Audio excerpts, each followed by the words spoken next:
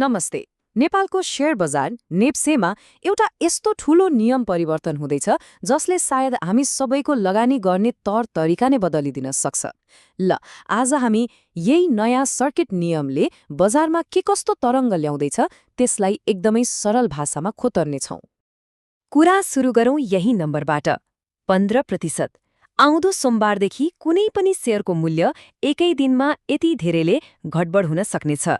सुन्न सामान्य लागे पनि यसको असर निकै गहिरो छ।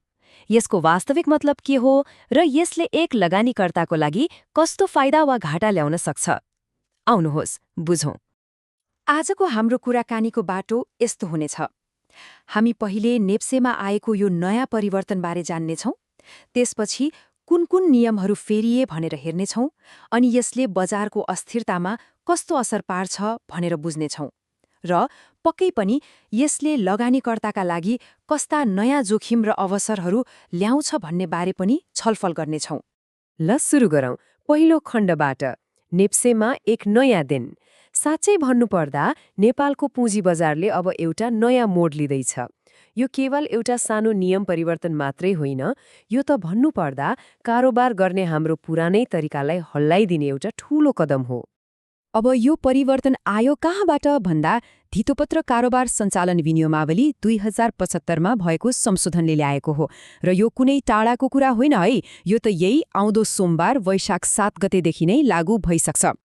अब लागौँ दोस्रो खण्डतिर, जहाँ हामी नियममा आएको परिवर्तनबारे कुरा गर्नेछौँ। त्यसो भए हिजोको नियम र अबको नियममा के फरक छ त? ल, पुरानो र नयाँलाई सँगै राखेर हेरौँ न त। ल हेर्नुस् त, मुख्य परिवर्तनहरू यही छन्, एकदमै प्रष्ट। सबैभन्दा ठूलो र महत्त्वपूर्ण कुरा, दैनिक मूल्य सीमा। पहिले 10% थियो, अब सिधै 15%। यो नै हो सबैभन्दा ठूलो कुरा।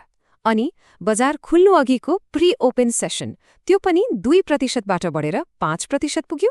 र अर्को ठूलो परिवर्तन, पहिलेको त्यो 3-3वटा सर्किट ब्रेकरको झन्झट हट्यो, अब सिम्पल 2 तहको मात्रै, 5% र 8%मा। मनमा लाग्न सक्छ, यो प्री ओपन सेसनको लिमिट किन बढाउनु पर्यो? कारण सिधा छ, पहिलेको 2% भनेको एकदमै साँगुरो बाटो जस्तो थियो। बजार खुल्ने बित्तिकै मूल्य जम्प हुन्थ्यो।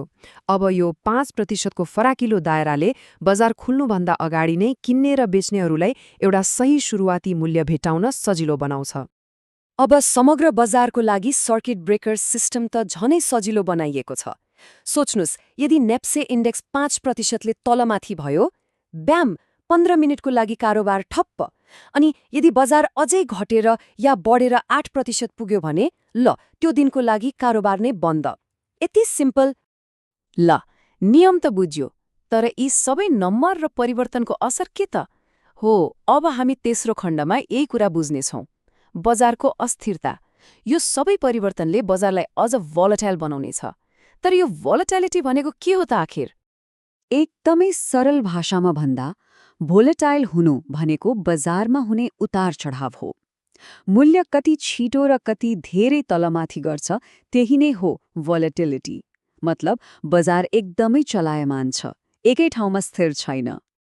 अब यो भोलेटिलिटीको कुरा गर्दा यसका दुईवटा पाटा छन्।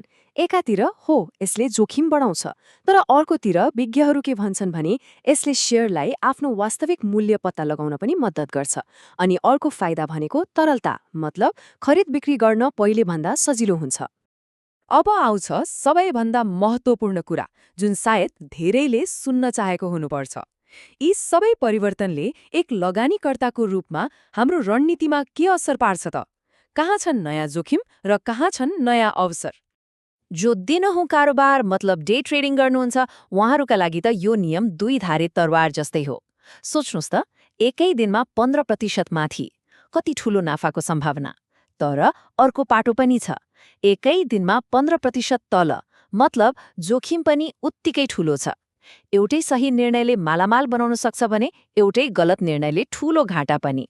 बजार अब पहिल्यै भन्दा धेरै नै गतिशील हुनेवाला छ। ल, अब अन्तिम खण्डमा जाउँ, बजारको अर्को अध्याय। एउटा प्रश्न त मनमा आउँछ नि, आखिर किन अहिले नै चाहियो त यो परिवर्तन? के थियो यस्तो हतारो? यसको पछाडि 2वटा मुख्य कारण छन्। पहिलो, हाम्रो नेप्सेलाई अन्तर्राष्ट्रिय बजारसँग काँधमा काँध मिलाएर हिँडाउनु। विश्वका अरू बजारमा यस्तै नियमहरू छन्, हामी पनि त्यही स्तरमा पुग्न खोज्दैछौँ। अनि दोस्रो, नेपालमा लगानीकर्ताहरूको सङ्ख्या यति धेरै बढ्यो कि अब पुरानो साँगुरो नियमले धान्नै नसक्ने भयो। त्यसैले बजारलाई अलि फराकिलो र परिपक्व बनाउन खोजिएको हो। भनेपछि निचोड के हो त? बजारलाई पहिलेभन्दा धेरै स्वतन्त्रता दिएको छ। तर याद राखौं, धेरै स्वतन्त्रतासँगै धेरै अस्थिरता पनि आउँछ। अब सबैको मनमा एउटै प्रश्न छ, के यो नयाँ अध्यायले नेपालको शेयर बजारलाई साँच्चै एउटा नयाँ उचाइमा पुर्याउँछ कि नयाँ चुनौतीहरू थप्छ?